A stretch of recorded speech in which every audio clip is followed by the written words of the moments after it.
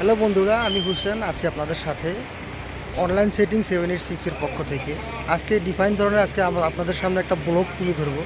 আজকে আমি গুয়াহাটিতে বাংলাদেশের ভিসা আপনারা কিভাবে অ্যাপ্লাই করবেন বা কোন অফিসটা কোথায়, আপনি কোথা থেকে দেখবেন বা কীভাবে আপনি গুয়াহাটিতে ভিসা অফিসে যা বাংলাদেশের ভিসা পাবেন, সেটা আপনাদের সাথে আজকে শেয়ার করব।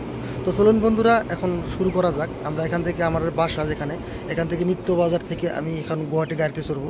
গুয়াহাটি গাড়িতে চড়ে আপনাদেরকে ডিটেলস জানানোর চেষ্টা করব যে আসলে বাংলাদেশের ভিসা আমরা কি করে পাবো, গুয়াহাটিতে বাংলাদেশের এমবিসিটা কোথায় আছে, সেটা নিয়ে আপনাদের সাথে শেয়ার করব। চলুন বন্ধুরা, আমার সাথে থাকুন। যারা যারা বাংলাদেশে যেতে চান, বাংলাদেশে যাওয়ার খুবই ইচ্ছা, তাদের জন্য আজকে আমার এই ভিডিওটা। তো আসলে আমার যেগুলো সাবস্ক্রাইবার আছে সবাই আমাকে মনে করে আমি বাংলাদেশি, কিন্তু আসলে ভাইয়া আমি বাংলাদেশি না। আমি আপনাদের বাংলাদেশে ঘুরতে যাব, তার জন্য আজকে ভিসা অলরেডি আমি অ্যাপ্লাই করে রাখছিলাম। আজকে আমাকে ভিসা দিবে, সেই অফিস থেকে আমাকে আজকে কল করছে যে আপনার ভিসা রেডি, আপনি ভিসা নিয়ে যান। তো আপনারা কিভাবে ভিসা অ্যাপ্লাই করবেন, কিভাবে দিবে বা কীভাবে কেমন করে ফর্ম ফিল আপ করতে হবে বা অফিসটা কোথায়, সেটা আমি আপনাদের সাথে আজকে সরাসরি শেয়ার করব। তো চলুন বন্ধুরা, আমার সাথে থাকুন, ব্লগটা শুরু করা যাক। তো বন্ধুরা, আমি বাসে উঠে পড়লাম। বাসে উঠেই দেখি বাসে একটাও সিট নেই। তো দাঁড়িয়ে আমার পুরো রাস্তা দাঁড়িয়ে যেতে হবে। তো সেটা নিয়ে আমার মনের ভিতরে এখন থেকেই চিন্তা শুরু হয়ে গেছে। তো গাড়ি না থাকার কারণ হচ্ছে আমাদের ধুবড়ীতে 7 তারিখ থেকে ইলেকশনের জন্য কিন্তু আমাদের ইন্ডিয়ার যত বাস পরিবহন লিমিটেড যেগুলো বাস ছিল সবগুলোই কিন্তু গভর্নমেন্টে আয়ত্ত করে নিয়েছে বা তাদের কাজে ব্যবহার করবে বলে খুব সীমিত পরিমাণের বাস আমাদের সামনে আমাদের রাস্তায় আছে। তার জন্য কিন্তু অনেক ভিড়। তো উঠেই দেখি একটাও সিট নেই। তো সকাল একদম আর্লি ইন দ্য মর্নিংয়ে আসার পরেও আমি কিন্তু একটা সিট পাই নাই। তো আমার এখান থেকে পুরো রাস্তা দাঁড়িয়ে আপনাদের সাথে যেতে হবে। তো অবশ্যই বন্ধুরা, দাঁড়িয়ে যাওয়া হোক আর যেভাবে যাওয়া হোক, গুয়াহাটি কিন্তু আমার যেতেই হবে, যেহেতু আমার ভিসা অফিস থেকে আমাকে কল দিয়েছে, আজকে আমার ভিসাটা নিতেই হবে। তো অনেক দিনের অপেক্ষা ছিল বাংলাদেশের ভিসা পাবো, তার জন্য আমি খুবই এক্সাইটেড যে আসলে বাংলাদেশে যাওয়ার ভিসা পাবো, তার জন্য খুবই এক্সাইটেড। দাঁড়িয়ে যাবো, এটার জন্য আমার কোনো টেনশন নেই, অবশ্যই আমি দাঁড়িয়ে যেতে পারবো। তো বন্ধুরা, এটা হলো আমার বাস। আমি এই বাসটা দিয়ে গুয়াহাটিতে যাব। এখন আমি পৌঁছে গেছি শোলমারি। এদিকে আপনার গোয়ালপাড়া লাইন আছে, এদিকে আবার গুয়াহাটি লাইন। তো আমি এখানে চা খাবো। সকালে ঘুম থেকে উঠেই রওনা হয়েছি। তো আমার এখান থেকে তো অনেক দূর। তো ধুবড়ি থেকে গুয়াহাটি আমার 3-4 ঘন্টা লাগে। তো তার জন্য আমি আর্লি ইন দ্য মর্নিং উঠে তারপর গাড়িতে উঠছি, কিছু খাইতে পারি নাই। তো এবার একটু ব্রেকফাস্ট করে নিব হোটেলটাতে। দেখতেছেন সবাই গাড়িটা রাখছে, এটাই হোটেলটাতে ব্রেকফাস্ট করে নিব। ব্রেকফাস্ট করে তারপর আবার আমরা গুয়াহাটির দিকে রওনা হয়ে যাবো, গুয়াহাটির শোলমারিতে নামবো। তো বন্ধুরা চলুন একসাথে খেয়ে নিই। আপনারা যদি খেয়ে না থাকেন অবশ্যই খেয়ে নেবেন। তো এবার কিছু খেয়ে নিই।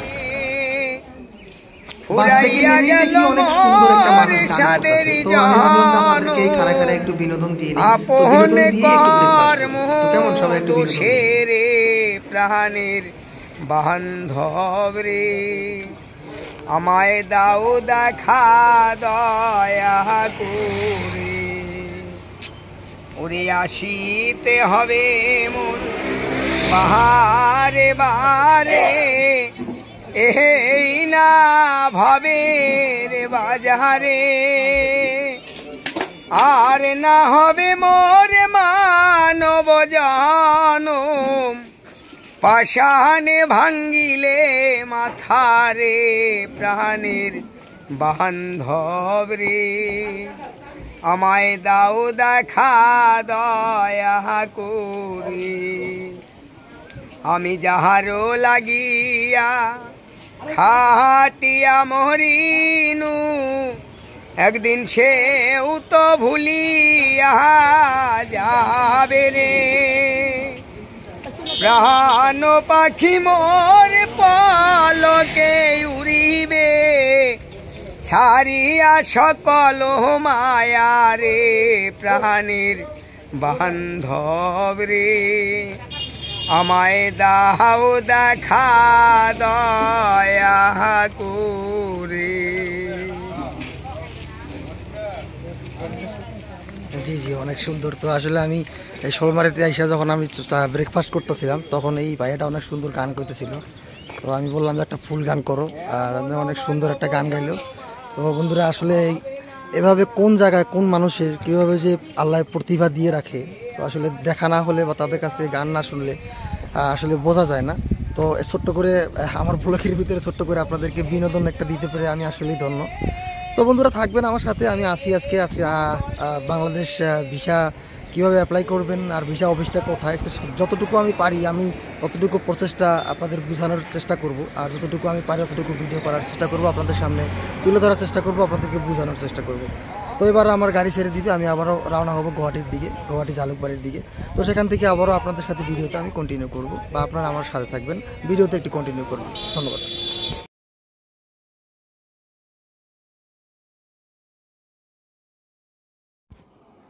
তো বন্ধুরা আমি ফাইনালি জালুকবাড়িতে এসে নামলাম। জালুকবাড়িতে এসে নামার পরে আমার এখান থেকে যেতে হবে আমাদের বাংলাদেশি এমবিসিটা যে জায়গায় আছে।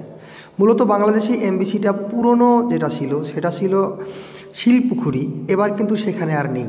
তো সেখান থেকে আমাদের বাংলাদেশের এমবিসিটা কিন্তু অন্য এক জায়গায় ট্রান্সফার করছে। সেই জায়গাটার নাম হচ্ছে রিলায়েন্স সেন্ট্রো, সেই বিল্ডিংয়ের 4th ফ্লোরে। তো আমার যেতে হবে সেই জায়গায়। তো সেই জায়গায় যাওয়ার জন্য জালুকবাড়ি থেকে আপনারা সরাসরি বাস দিয়েও যেতে পারবেন, আর এখান থেকে কিন্তু আপনারা বাইক বুক করেও যেতে পারবেন, উবেরের মাধ্যমে হোক, যেভাবে বাইক দিয়েও কিন্তু এখান থেকে আপনারা যেতে পারবেন।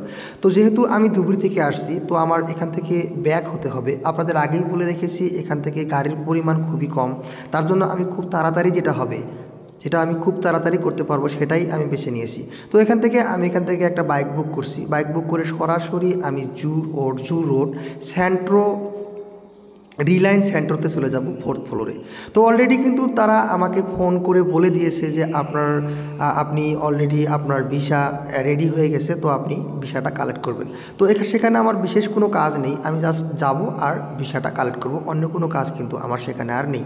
তো সরাসরি আমি বাইকের মাধ্যমে সেখানে যাব, বাইকের মাধ্যমে সেখানে গিয়ে আমি সরাসরি ভিসা ক্রিয়েট করব বা ভিসা আমি কালেক্ট করব। অলরেডি ভিসা যখন আমি অ্যাপ্লাই করেছি তখন কিন্তু আমাকে একটা রিসিপ্ট দিয়ে দিয়েছে, সেই রিসিপ্টটা তাদেরকে দেওয়ার সাথে সাথেই তারা আমাকে আমার ভিসা দিয়ে দিবে। তো তারা আমাকে ফোন দিয়ে বলেছে আপনার রিসিপ্ট আর আপনার আধার কার্ডটা সাথে করে নিয়ে আসবেন।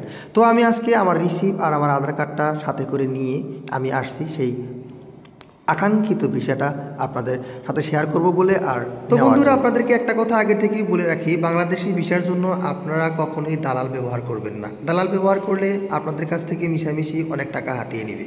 তো আপনারা সাহস করে আমার এই ভিডিওটা দেখে অবশ্যই আপনারা এখানে যদি চলে আসেন, আপনাদের দালালের দরকার হবে না। আপনি যদি ফর্ম ফিল আপ করতে নাও পারেন, তাদের ওখানে ঢুকবেন, তারা নিজে থেকেই আপনাকে ফর্ম ফিল আপ করে দিবে। আপনি কি ভিসা নেবেন, ট্যুরিস্ট ভিসা নিলে তাদেরকে বলবেন, আপনার ডকুমেন্ট নিয়ে যাবেন।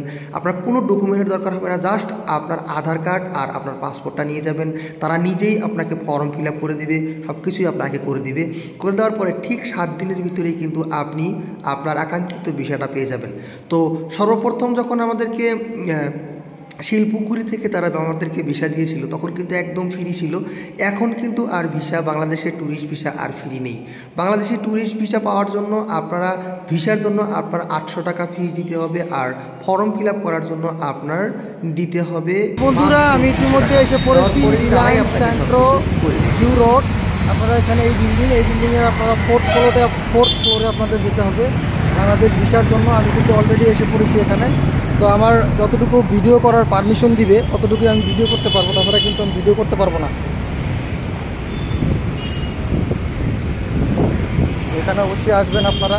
আসার পরে আপনারা এখান থেকে সিধা আপনারা 4th ফ্লোরে চলে যাবেন। এখান থেকে 4th ফ্লোরে চলে যাওয়ার পরে আপনি এখান থেকে মাঝখানে থেকে লিফট দিয়ে আপনি চলে যাবেন 4th ফ্লোরে যাওয়ার পরে আপনি সরাসরি ওখানে দেখতে পারবেন আপনার বাংলাদেশ ভিসার সেন্টারটা দেখতে পারবেন। তো অলরেডি আমি আগে থেকেই ভিসা অ্যাপ্লাই করে রেখেছিলাম। আপনারা এখানে এসে আপনারা আরামসে ভিসা অ্যাপ্লাই করতে পারবেন বা সব কিছু এখান থেকে করতে পারবেন। তো আমি লিফট দিয়ে যাচ্ছি, লিফটে চড়ছি, এখানে সবাই যাচ্ছে, তাদের সাথে আমি লিফটে যাবো 4th ফ্লোরে।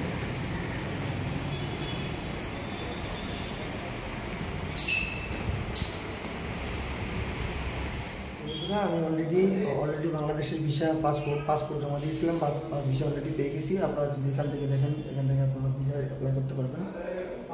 তো আসলে ভিতরে ভিডিও করা অ্যালাউ নেই, তার জন্য আসলে আমি ভিডিও অ্যালাউ করতে পারলাম না। তো কোনো বিষয় যদি আপনারা বুঝতে না চান, আমার ডিসক্রিপশন বক্সে আমার নাম্বার দেওয়া থাকবে, সেখান থেকে যোগাযোগ করবেন। তো আল্লাহ হাফিজ, এখনকার মতো টাটা আপনাকে। তো বন্ধুরা আমি বাংলাদেশি ভিসার জন্য অ্যাপ্লাই করেছিলাম, সেই ভিসাটা কিন্তু আমি পেয়ে গেছি। তো তো আসলে অত্যন্ত দুঃখের সহিত বলতেছি, আমি আসলে সেই এমবিসির ভিতরে ভিডিও করার পারমিশন পাইনি বা কাউকে পারমিশন দেওয়া হয় না।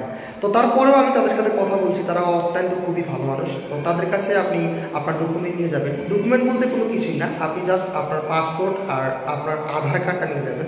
নিয়ে যাওয়ার পরে ভিসা প্রক্রিয়া চলাকালীন যেটা ফিসের দরকার, সেই ফিসটা আপনারা দিয়ে দিবেন। আপনি যদি অশিক্ষিত হন তারপরেও আপনি তাদের সাথে আলোচনা করবেন, তারাই আপনাকে ফর্ম ফিল আপ করে দিবে। ফর্ম ফিল আপ করে দেওয়ার জন্য তারা আপনার কাছ থেকে ফর্ম ফিল আপ এবং জমা দেওয়ার জন্য আপনাদের কাছ থেকে 300 টাকা চার্জ করা হবে। যদি জেরক্স করতে হয় সেই ভিতরেই আপনি সব কিছু জেরক্স করতে পেয়ে যাবেন।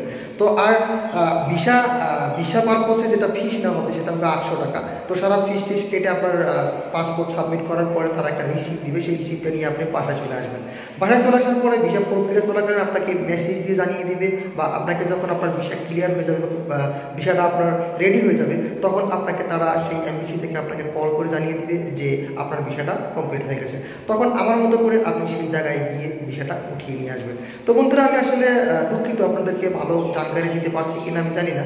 যতটুকু পারছি ততটুকু দেওয়ার আমি চেষ্টা করছি। তো এখনকার মতো টাটা, বাই বাই, আল্লাহ হাফেজ, ভালো থাকবেন। তো পরবর্তীতে অবশ্যই আমি ভিসা পেয়ে গেছি, আমি বাংলাদেশে যাব ঘুরতে।